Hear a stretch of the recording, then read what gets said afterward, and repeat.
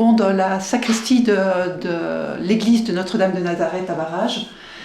C'est là où se trouvait la sculpture de la Vierge à l'Enfant, qu'on appelle aussi Notre-Dame de Lorette. Elle était en bois polychrome, réalisée en un seul bloc et vidée de l'intérieur.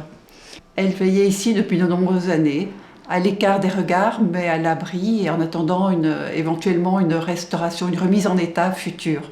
Encouragée par les spécialistes en charge du patrimoine des pays d'art et d'histoire, la municipalité a entamé une demande de subvention. Cela a donné lieu à un devis en plus en profondeur qui est en cours pour l'instant à l'atelier de Madame Lechat à Marseille et avec l'aide et le support d'autres artisans d'art.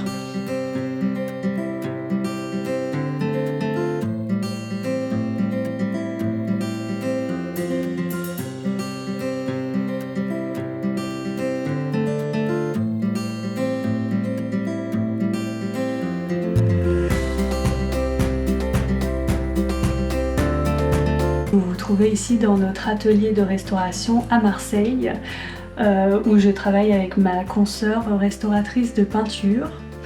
Et c'est un espace où on travaille à la fois sur des sculptures en bois polychromé, comme celle-ci, comme la Vierge à l'Enfant de Varage. Et parfois ça peut être des sculptures en pierre, en plâtre, plein de matériaux.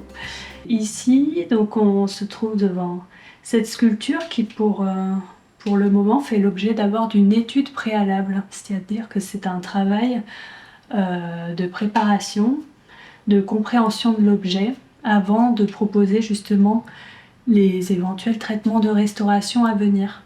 Donc la mairie de Varage nous avait contactés il y a un certain temps déjà, et à cette époque, quand j'étais allée la voir, elle présentait beaucoup de ce qu'on appelle des soulèvements de polychromie, c'est-à-dire que c'était une sculpture qui était dans un état assez instable, parce qu'on avait vraiment une peinture qui venait s'écailler, tomber, qui était dans un état assez préoccupant.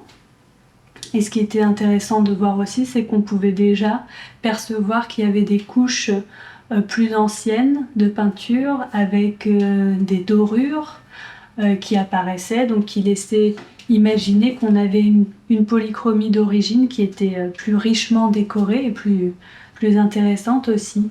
C'est une Vierge à l'Enfant qui serait datée du XVe siècle.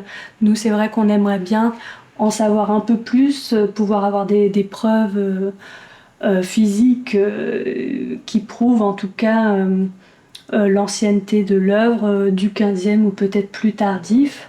Donc il y a différentes pistes pour ça. On va essayer d'étudier de plus près la dendrochronologie, donc c'est-à-dire vraiment étudier l'essence du bois.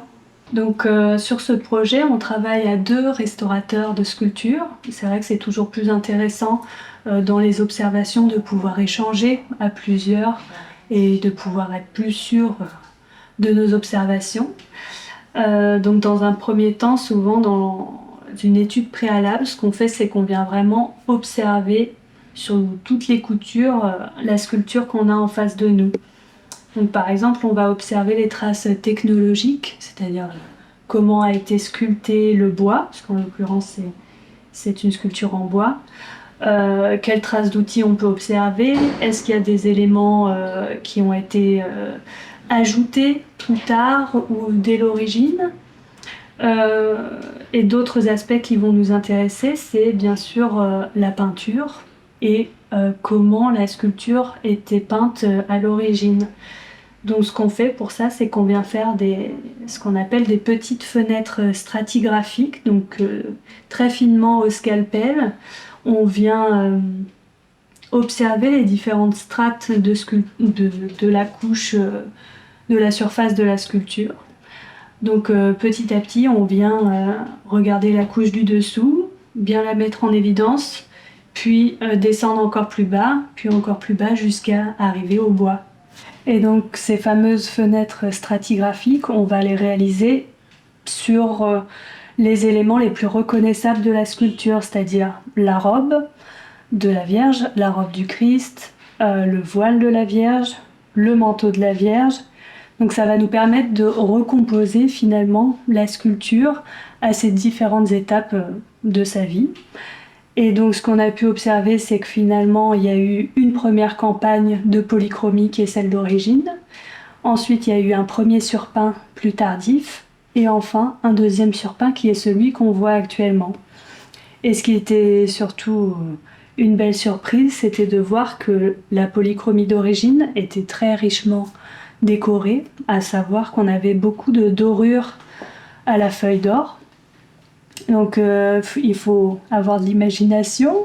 On doit imaginer que la robe du Christ était complètement dorée, ses cheveux également, que la Vierge avait elle-même une couronne totalement dorée avec des décors imitant des pierres précieuses. Sa ceinture de sa robe était également dorée. Et on avait un manteau de la Vierge qui était d'un bleu très profond, qu'on appelle un bleu azurite, qui était un pigment qui était très précieux à l'époque, qui donnait un bleu avec une belle profondeur. Et dessus, on avait des décors dorés qui étaient très finement exécutés. Donc finalement, elle avait une apparence d'origine complètement différente à celle qu'on voit aujourd'hui. Comme il n'y a pas de polychromie, on peut bien voir les traces d'outils. Donc par exemple ici on voit bien les ciseaux à bois qui ont été utilisés pour venir creuser le bois. Et d'ailleurs ça a été laissé de façon assez brute, donc c'est quelque chose d'intéressant. Donc c'est pas du chêne, mais ce serait plutôt un bois de type châtaignier ou noyer. En parallèle à cette recherche stratigraphique de la polychromie, on réalise également des prélèvements, c'est-à-dire qu'on va prendre de très fines écailles à des endroits qu'on estime les plus pertinents pour notre recherche, et on les envoie en laboratoire d'analyse spécialisé dans le patrimoine. Et c'est une recherche complémentaire qui est vraiment intéressante pour nous, parce que ça va nous permettre vraiment d'analyser de façon plus certaine la nature des pigments qui étaient utilisés et aussi la nature de la dorure, c'est-à-dire comment, si elle était vraiment réalisée à la feuille et sur quel type de préparation c'était effectué. Donc ça fait l'objet d'un rapport intermédiaire. Tout ce travail, c'est l'occasion bien évidemment de pouvoir par la suite faire les propositions de traitement. Ce qu'il faut encore pousser de notre côté, c'est vraiment la recherche de la documentation autour de l'œuvre. Essayer de comprendre mieux son histoire, de comprendre où est-ce qu'elle était conservée dans l'église de Varage ou peut-être dans une autre chapelle antérieurement. Est-ce qu'elle était utilisée en procession ? En fait, toutes ces étapes de son histoire, ça va nous permettre de mieux recomposer le puzzle finalement autour de l'œuvre et aussi faire les meilleurs choix pour la restauration à venir, y compris pour la repose de la sculpture et choisir un espace de présentation qui sera le mieux adapté par la suite. Et ce qui est intéressant aussi sur cette œuvre, c'est que finalement c'est un exemple, un témoignage en tout cas assez rare de la sculpture dans sa manière, dans sa typologie et dans son iconographie. Il y a très peu d'exemples similaires. Par exemple, le fait que la Vierge soit assise, et le pied qui soit reposé sur un animal. Alors, est-ce que c'est un agneau ou bien un chien ? En tout cas, c'est une iconographie qu'on n'a pas trop l'habitude de voir. Alors, il y a déjà eu un certain nombre de restaurations antérieures, donc comme on le disait, finalement, le fait que la sculpture ait été repeinte, donc 2 fois, quelque part, c'est déjà des anciennes interventions assez importantes qui ont été réalisées. Et puis, sur cette sculpture, surtout à l'arrière, on a eu une grosse infestation par les insectes, donc qui sont venus attaquer le bois. Et donc, on voit également que tous ces trous, ils ont été bouchés par une ancienne application assez grossière au plâtre. Et par exemple, comme restauration importante qui a été menée par le passé, Les visages qu'on peut voir actuellement, donc c'est un surpeint, ce ne sont pas les peintures d'origine. Et malheureusement, en dessous, toute la polychromie qui était réalisée à l'origine a été décapée. Donc malheureusement, on ne peut pas voir, c'est des traces qui ont tout à fait disparu. Donc voilà, il y a eu en effet un certain nombre d'interventions anciennes qui ont été effectuées sur cette œuvre jusqu'à nous parvenir aujourd'hui.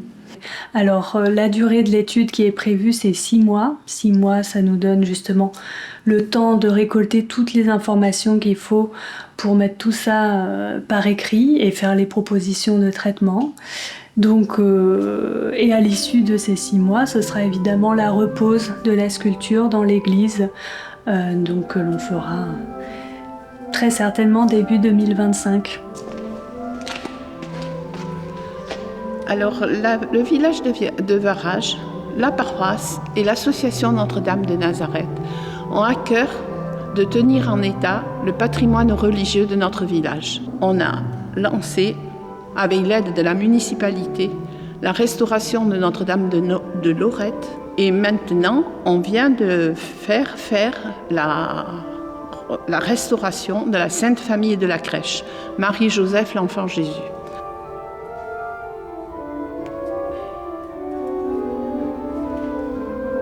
Personnellement, j'ai rhabillé des santons, j'ai réparé certaines choses. Mais la Sainte Famille, par rapport aux autres santons, qui ont une carnation en amalgame de carton, la Sainte Famille était en cire. Donc, restaurer de la cire, il faut être professionnel. Marie n'avait presque plus de doigts aux mains, Joseph aussi. Le visage était intact, mais très, très encrassé. On s'est adressé à un monsieur qui s'appelle monsieur Denisou, mais qui, lui, ne restaure que des santons d'argile et qui nous a mis en contact avec monsieur Frédéric Faux, qui habite en Ardèche, au village de Buzet, qui est ornemaniste, doreur ornemaniste, et qui fabrique des enfants Jésus en cire et qui restaure des santons de cire. Donc, l'enfant Jésus avait des pieds assez abîmés, une jambe cassée, et il avait surtout plus de doigts aux mains. Et là, ça a été complètement repris et fait à la cire comme ça doit être fait. Il n'avait plus de cheveux. Alors, il avait un écheveau de soie naturelle. Et avec cet écheveau, il a pris. Il nous a expliqué qu'il chauffait un peu comme une aiguille à tricoter métallique. Et une fois chaude, il frise la soie. L'auréole, ce sont des bandes d'aluminium faites artisanalement par le restaurateur à la main, qui sont dorées à leur fin, à la feuille d'or.